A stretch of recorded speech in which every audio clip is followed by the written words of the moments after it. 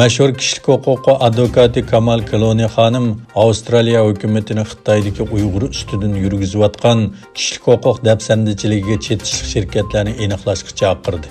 Amerikadagi advokat va donliq cho'lpon George Kilonining ayoli Kamal Kiloni 15-may Avstraliya parlamentida Avstraliya hukumatining Uyg'urlarga qilinayotgan zulmlarda mas'uliyati bor shirkatlar Xitoy amaldorlariga embargo yurgizadigan qonun loyihasi o'ttirg'i qo'yishga chaqirdi.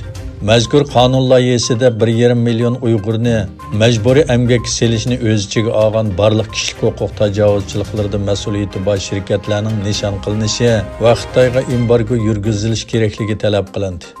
Avstraliya hukumatining Amerikaga o'xshash bir qonun loyihasi ustida maslahat ilib berayotganligi ilgari surildi.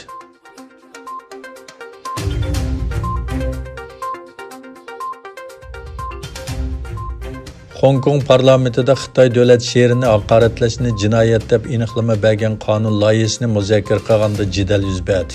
Parlament komitetidagi o'qituvchi parlament a'zolari qonunning belat tashlashiga yo'l qo'yishni xohlamadi.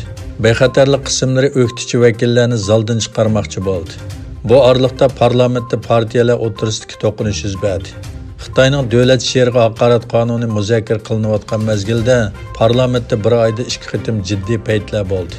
Hong Kong parlamentining o'tgan yili oktyabrdan buyon boshlig'i yo'q bo'lib, dushanba kuni Xitoyni qo'llaydigan vakillar o'zlarining kandidat nomzodlarini qonuniy asosda e'lon qilmoqchi bo'ldi. Lekin demokratiyani qo'llaydigan o'qituvchilar uni qonunsiz deb jakoladi.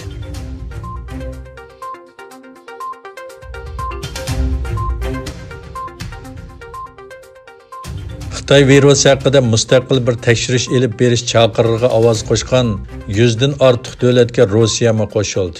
Yevropa ittifoqi tomonidan tayyorlangan bu qaror loyihasi Dunyo sog'liqni tashkilotining eng yuqori xarakterli qaror organi bo'lgan Dunyo sog'liqni organining Jenevada chaqirilgan yillik yig'inida sunildi. Bu masalani tunji bo'lib o'tirg'i qo'ygan Avstraliyaning chaqiriqi asosida tayyorlangan bu loyihaning Xitoyning an'anaviy ittifoqdoshi Rossiyaning qo'llashiga erishishining muhim ahamiyatga ega ekanligi va Xitoyni yolg'iz qoldirganligi ilgari surilmoqda.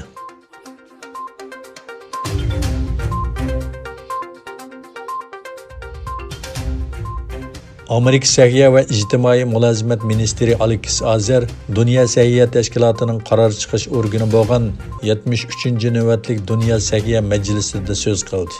Azar tarixda tunji qitim sin yig'ini bilan o'tkazilgan majlisda mundaq dedi. Bu tashkilot virus haqida dunyo ehtiyojli uchurlarga erishamadi. Bu mag'lubiyat yana nurg'un jonni talafotga uchratdi. Dünya Səhiyyə Təşkilatının hareketinin ochiq oshkor bo'lish kerakligini ta'kidlagan Azar, Dünya Səhiyyə Təşkilatının mas'uliyatining mustaqil bir shaklda tekshirilishini tashabbus qiladigan loyihani, ya'ni bu harakatni qo'llaydiganligini bayon qildi.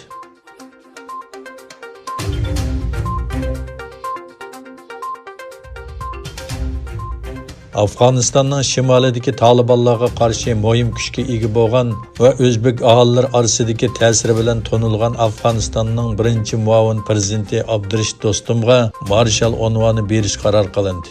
Mazkur davlatga saylamdan keyin yuz bergan ishki boshliq boshqarish masalasini hal qilish uchun Kabul hukumatining rahbari Ashraf G'ani bilan hukumatning 2-nomerli xodimi Abdullah kelishimi hosil qildi.